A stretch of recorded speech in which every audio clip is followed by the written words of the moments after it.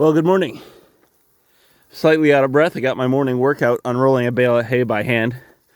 I still haven't gotten around to getting a proper bale unroller. I figure I'm still in my 30s. I'll just work. But an interesting transformation. This will be a relatively short video, but I've been kind of concerned, and I know I've commented to myself, to Ann, to maybe on video, I don't recall, that I couldn't get these sheep. They stopped staying in my fence, and they stopped just all of a sudden. They wouldn't eat the hay I unrolled, and they were busting out to go find grass somewhere else.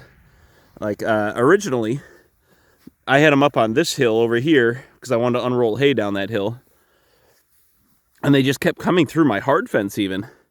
You know, I have a 2-wire interior fence that runs through this tree line to kind of segment this field off and just allow me more hook-in points. And we had our first mega hard frost last night, and they just chilled out instantly this morning. I unrolled hay. There's hay over there that they have not touched yet, that I unrolled a bale of hay and they just left it, and they came over here to eat what was left of my grass. And the hard frost just triggered something in them, because I unrolled a bale over here because this is where they were this morning, and I just let them do it. And look at them. They're in winter mode. They're in a row, heads down, eating the hay. All right. So we got to bring a lot more hay onto this field. This is one of the fields I want to work on this year.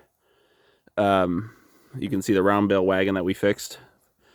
And it is interesting because I've talked to a few other guys, and they know everyone just all of a sudden this fall, maybe the weather wasn't right, or I don't know, had a devil of a time keeping their animals in this year. And mine just started misbehaving all at the same time.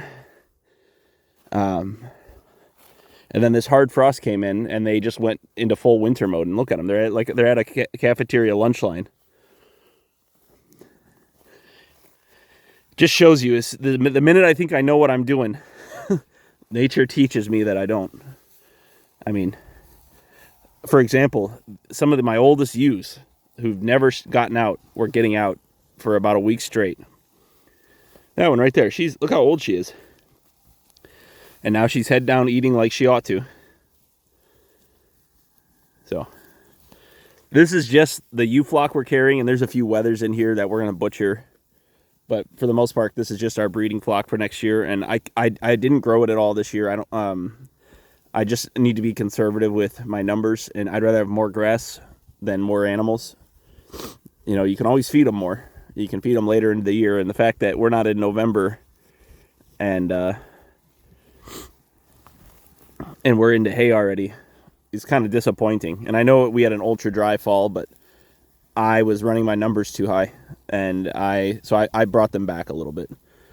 So we're going to carry like 60 ewes into the winter and so we'll have, you know, that corresponding number of lambs next year. And until I can pull together some more ground, that's where we'll probably keep the sheep flock as we continue to try to grow our cattle herd on the other farm. That's it. What a beautiful day though, huh? I love these. When the fall stops trying to be summer and it just goes, okay, let's go. The air changes. It's perfect. Yeah. Wow. What a day.